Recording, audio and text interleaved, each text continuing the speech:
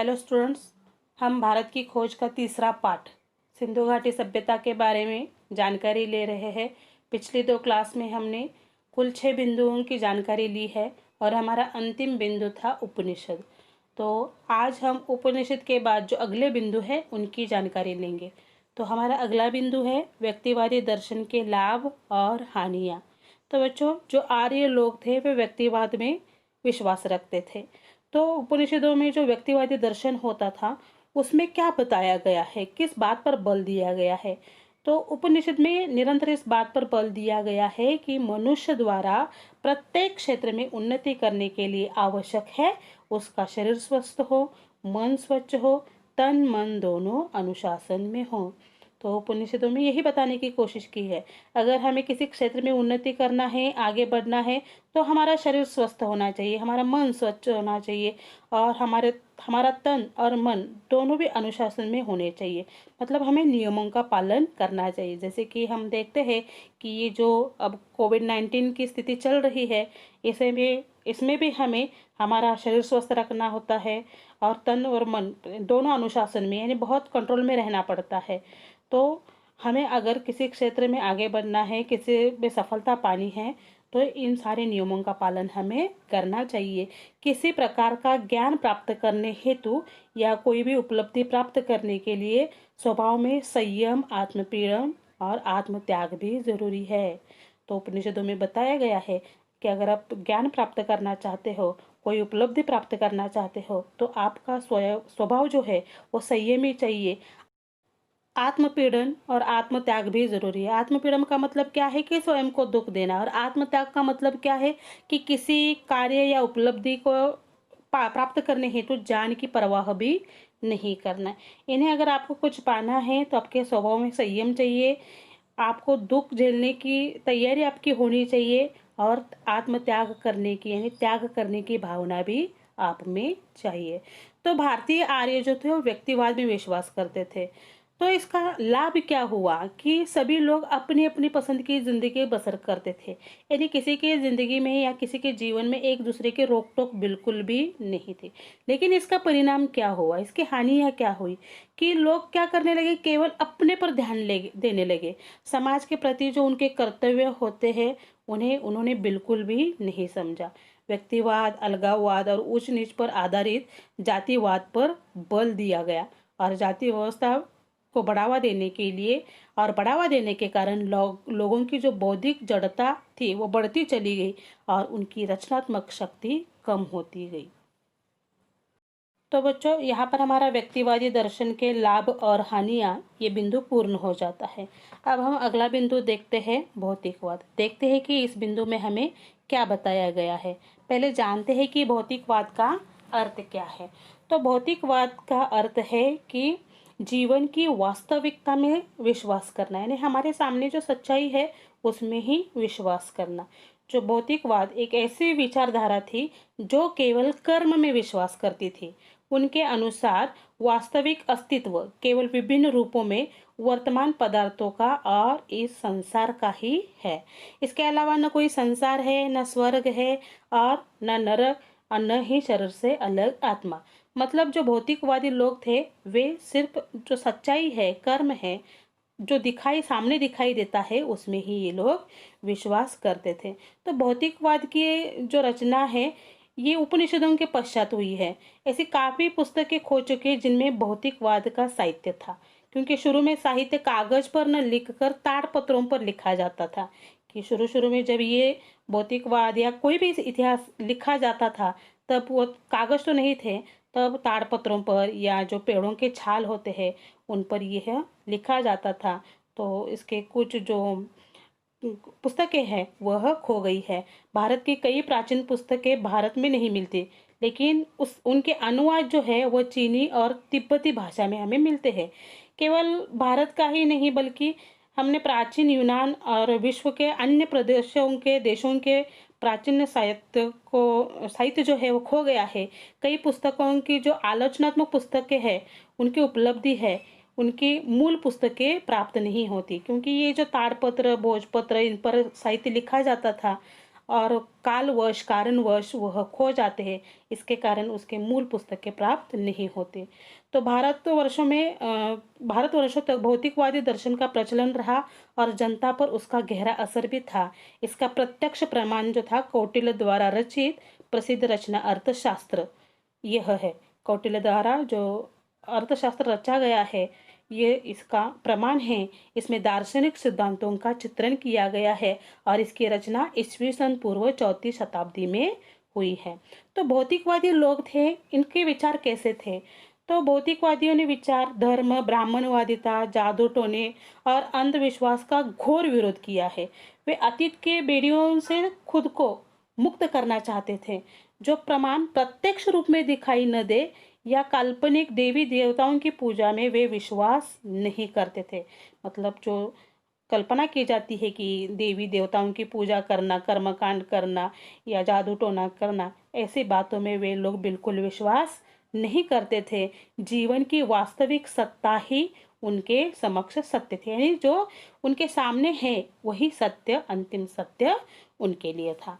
तो बच्चों यहाँ पर हमारा भौतिकवाद ये बिंदु पूर्ण हो जाता है और हमारा अगला बिंदु है महाकाव्य, इतिहास, परंपरा और मिथक। देखते हैं कि इस बिंदु में हमें क्या बताया गया है।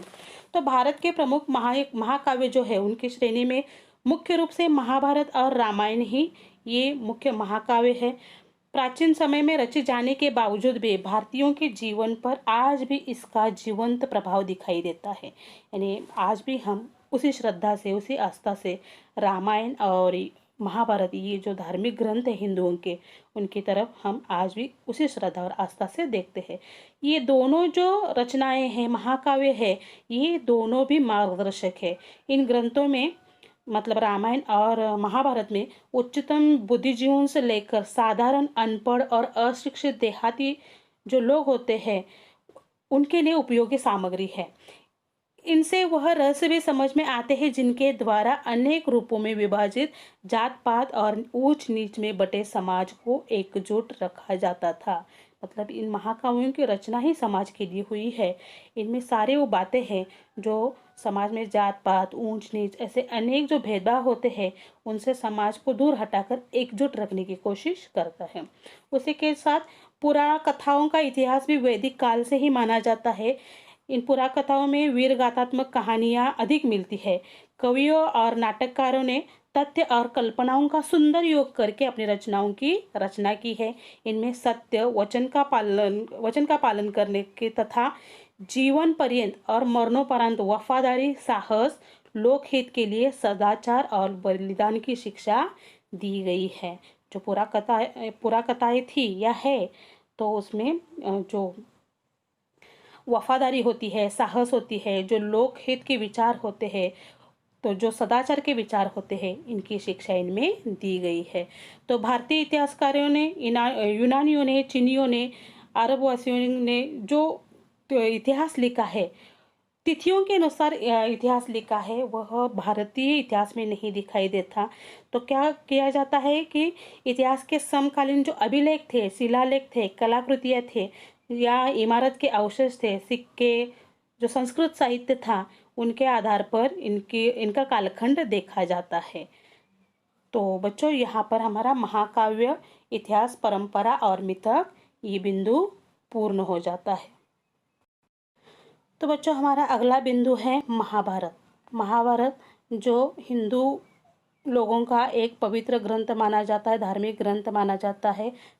तो बच्चों हमने देखा कि भारत के प्रमुख महाकाव्य की श्रेणी में मुख्य रूप से महाभारत और रामायण ही आते हैं।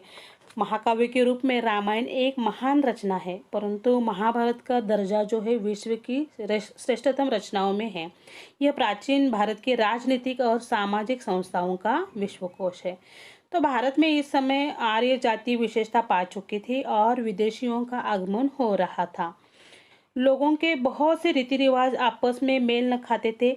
इन सब से उभर कर वैदिक धर्म ने संशोधन के साथ एक विशेष आधुनिक हिंदू धर्म सामने आया, जिसका प्रमुख आधार यही था कि सत्य पर किसी का एकाधिकार नहीं हो सकता। उसे देखने और उस तक पहुंचने के बहुत रास्ते हैं। महाभारत को भारतीयों ने विशेष ग्रंथ माना। इससे स्पष्ट रूप से दर्शाया गया है कि भारत का पहले नाम था आर्यावर्त, यानी आर्यों का देश। यह नाम भारत के मध्य भारत के विंध्य पर्वत तक फैले उत्तर भारत तक सीमित था।